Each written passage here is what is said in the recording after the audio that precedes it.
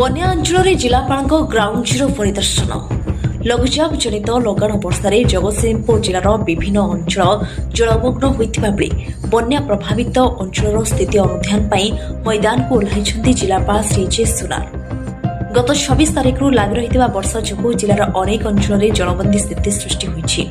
ଏଭଳି ପରିସ୍ଥିତିରେ ଜିଲ୍ଲାପାଳ ଆଜି ପୂର୍ବାହ୍ନରେ ତିର୍ତ୍ତୋଲ ବ୍ଲକର ତଳଜଙ୍ଗା ପଞ୍ଚାୟତ ଅନ୍ତର୍ଗତ କୋଟକଣ ମଣିଜଙ୍ଗା ପଞ୍ଚାୟତର ଗୋପାଳ ସାହି ଏବଂ ତିର୍ତ୍ତୋଲ ପଞ୍ଚାୟତର ଆଦିବାସୀ ସାହି ପରିଦର୍ଶନ କରିଥିଲେ। କେବଳ ସ୍ଥିତି ଦେଖିବା ନୁହେଁ, ବଡ଼ ପ୍ରଭାବିତ ଲୋକଙ୍କ ପାଖରେ ପହଞ୍ଚି ସେମାନଙ୍କ ସମସ୍ୟା ବୁଝିଥିଲେ ଜିଲ୍ଲାପାଳ। ରାହମା ବଜାର ବ୍ରିଜ ନିକଟ ଏବଂ କୁଜଙ୍ଗ ବ୍ଲକର ହରିପୁର ଅଞ୍ଚଳରେ ଟ୍ରାକ୍ଟର ଯୋଗେ ବନ୍ୟା ପ୍ରଭାବିତ ଅଞ୍ଚଳକୁ ଯାଇ ସ୍ଥିତିର ପ୍ରତ୍ୟକ୍ଷ ଅନୁଧ୍ୟାନ କରିଥିଲେ। ବନ୍ୟା ପ୍ରଭାବିତ ପ୍ରାୟ 120 ଜଣଙ୍କୁ ପ୍ରଶାସନ ପକ୍ଷରୁ ସୁରକ୍ଷିତ ଭାବେ ନିକଟସ୍ଥ ଆଶ୍ରୟସ୍ଥଳୀକୁ ସ୍ଥାନାନ୍ତର କରାଯାଇଛି। ଆଶ୍ରୟସ୍ଥଳୀରେ ରନ୍ଧା ଖାଦ୍ୟ, ଶୁଖିଲା ଖାଦ୍ୟ, ପାନୀୟ ଜଳ, ଆବଶ୍ୟକ ଔଷଧ ଏବଂ ପଲିଥିନ୍ ସମେତ ବିଭିନ୍ନ ଜରୁରୀ ସାମଗ୍ରୀ ଯୋଗାଇ ଦିଆଯାଉଛି।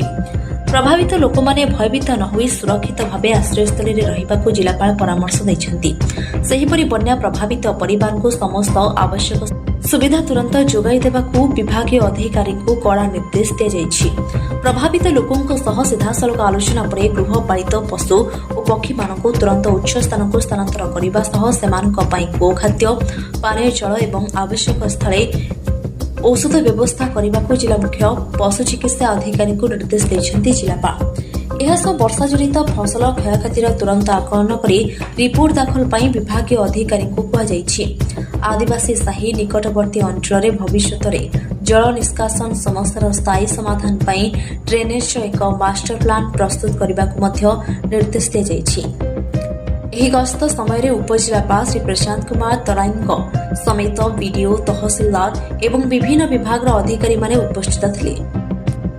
ଜଗତସିଂହପୁର ଜିଲ୍ଲା ପ୍ରତିନିଧି ରିୟାଜ ଉଦ୍ଦିନଙ୍କ ରିପୋର୍ଟ, ଷ୍ଟାରମନ୍ ଟିଭି।